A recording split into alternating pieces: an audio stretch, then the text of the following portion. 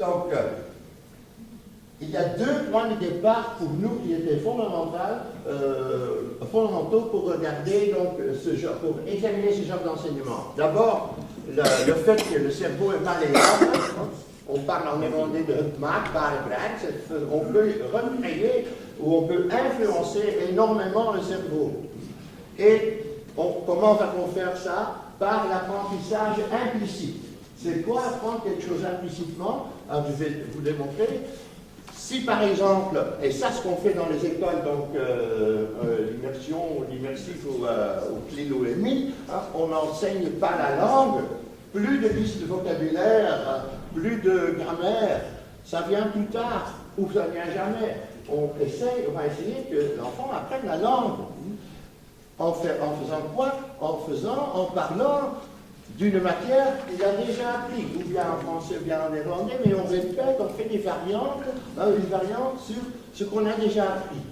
Vous pouvez comparer ça. Imaginons que vous ne parlez pas, disons, le polonais. Mais, je vais vous demander une chose. Vous connaissez tous M. DSK. Imaginons que je vous parle en polonais l'histoire de M. DSK.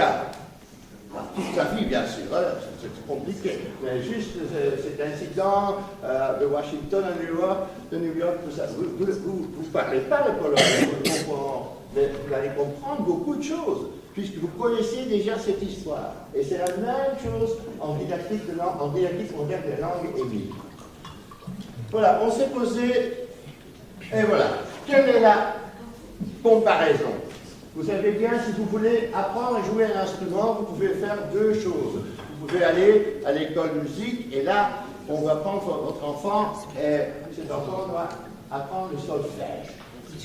L'enfant n'aime pas ça. Pendant un an, il va se mettre, l'enfant veut jouer.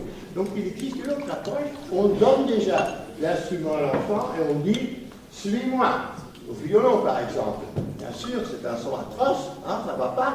Mais c'est comme ça qu'on va apprendre. On va d'abord apprendre à jouer et puis on va apprendre à lire la musique.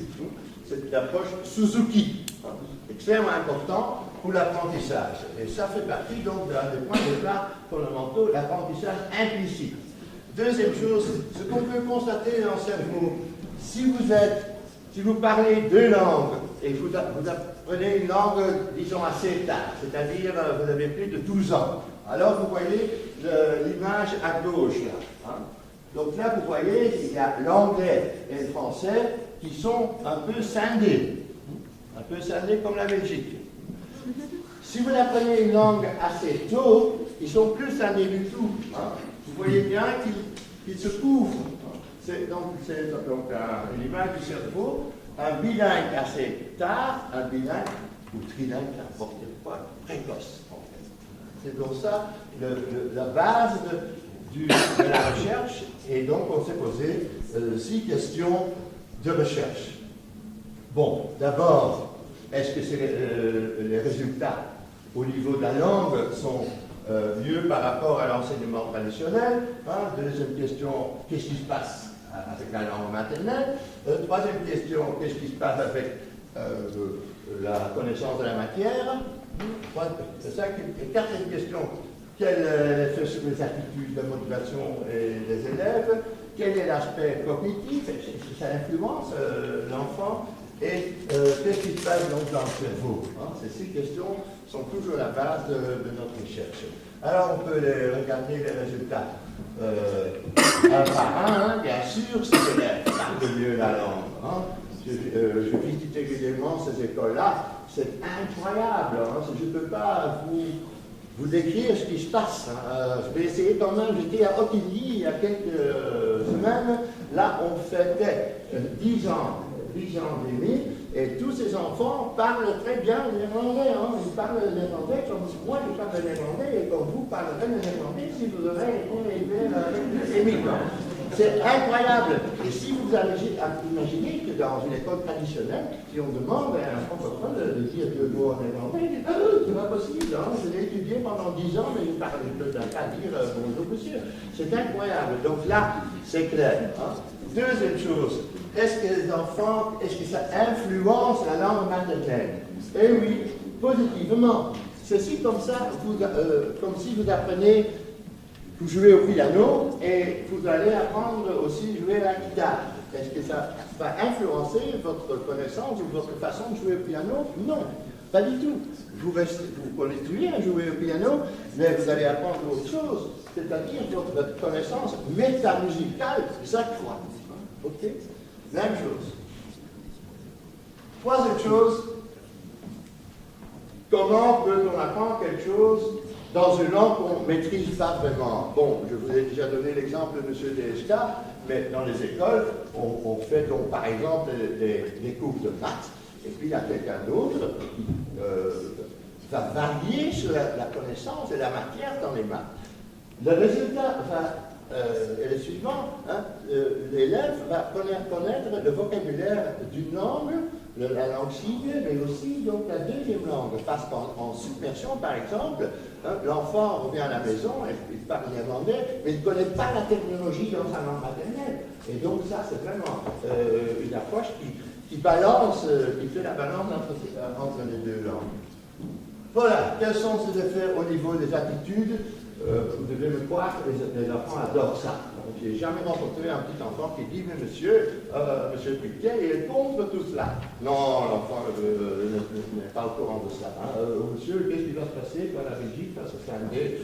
Non, l'enfant ne se pose pas de questions. Même si la Belgique se scinde, on va toujours avoir, on sera toujours obligé d'apprendre la langue de l'autre pays. Donc, pas de souci là non plus.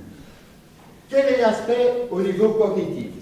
Cognition, c'est un terme difficile même pour les psychologues. Hein. Alors, on a un peu traduit, on a dit, la cognition, c'est en fait la connaissance des maths.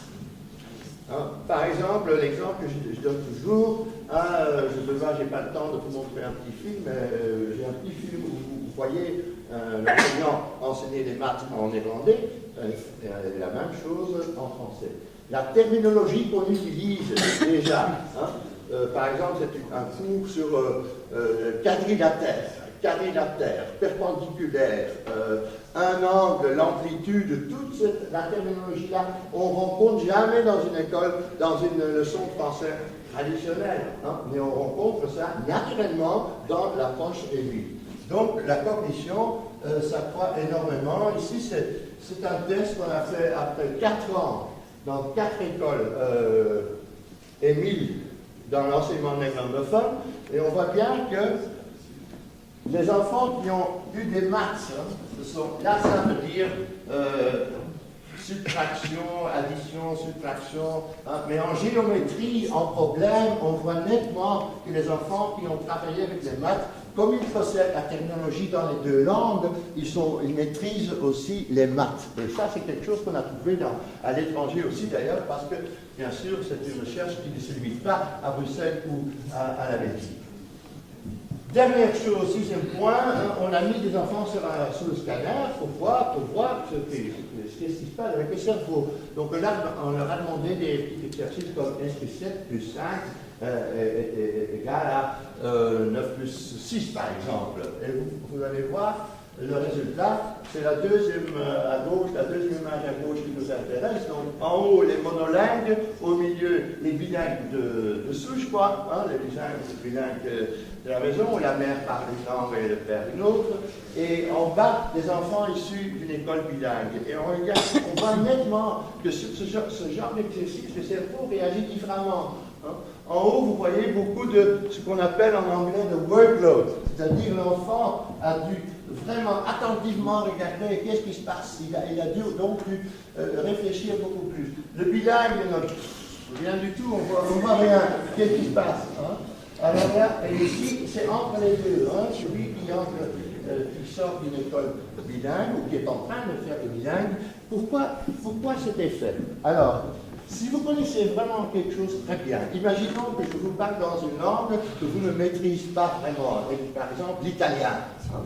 Au bout d'une heure, vous êtes vraiment mort. Hein, ça va bientôt finir parce que vous avez fait beaucoup de mal. Votre cerveau a dû travailler beaucoup.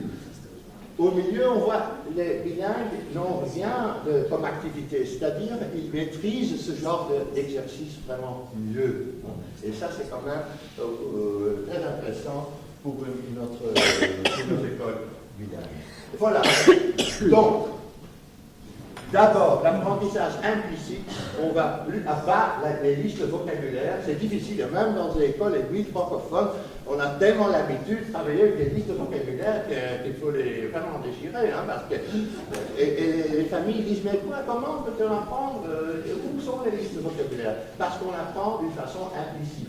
Pas explicite. Explicite, ça veut dire que vous allez dans l'école de soir, après avoir eu 10 ans de néerlandais, vous passez à l'école de soir pour finalement apprendre le français en tant qu'adulte. Alors, c'est ridicule, non? Et donc, ça, le copain, l'apprentissage explicite. Ce qui est vraiment fantastique, c'est que sur tous les niveaux, les enfants démontrent meilleure connaissance de maths. C'est-à-dire aussi bien en primaire qu'en secondaire, hein, si on a continué à travailler, bien sûr. C'est de la recherche que j'ai fait moi-même, la recherche en Finlande, la recherche en Espagne et la recherche en Irlande. Et on a vu qu'il y a un différent statut, l'organisation du cerveau est différent, quoi, hein, parce qu'on a appris une autre chose. Donc pourquoi EMI? Parce que d'abord, EMI dépasse largement le cadre de l'apprentissage des langues. On est en train de créer d'autres élèves qui sont plus aptes à faire, par exemple, des maths. Ça crée une plus-value cognitive. On n'en parle jamais au niveau politique. On n'est pas au courant, c'est de la recherche pointue, je le sais, mais il faut dire ça. Et il en résulte aussi, on parle souvent de l'égalité des chances. Mais je vous demande, qui parlait à l'époque, je veux dire au Moyen-Âge et plus tard, qui parlait plusieurs langues? Jamais les pauvres, hein, les riches, les nobles parlaient de beaucoup de langues. C'est une chance qu'on veut donner à nos enfants. Et donc, c'est vraiment l'égalité des chances. En plus, ça crée cette plus-value cognitive. C'est extraordinaire. Hein, parce qu'apprendre dans une autre langue fait bouger le cerveau, ça stimule et on crée d'autres élèves à un niveau social extraordinaire, social et intelligent. Hein, parce que j'ai une collègue italienne qui dit toujours, même si cette recherche ne serait pas vrai du tout, que c'est tout des mensonges, il en reste le fait que cet enfant est devenu bilingue. Il parle deux langues, il maîtrise deux langues. Et qu'est-ce qu'on peut entendre par rapport au Bruxelles? Il y a un chômage extraordinaire, plus de 20% de jeunes, n'est-ce pas? Et voilà, et nos hommes politiques nous disent c'est à cause du fait qu'ils sont unilingues. Alors là, bougeons vraiment. C'est un enseignement innovant et efficace et il ne faut plus tarder, il faut le faire, il faut bouger et je vous remercie de votre attention.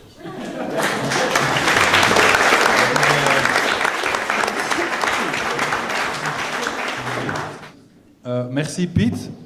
Je crois que la fin de son discours nous amène tout de suite chez nos deux amis du syndicat qu'on a invités ce soir. Donc on parle, une des nécessités que le PTB met en avant pour avoir un enseignement bilingue des classes d'immersion, c'est de répondre aux besoins que les jeunes et les chercheurs de travail à Bruxelles ont d'être bilingues.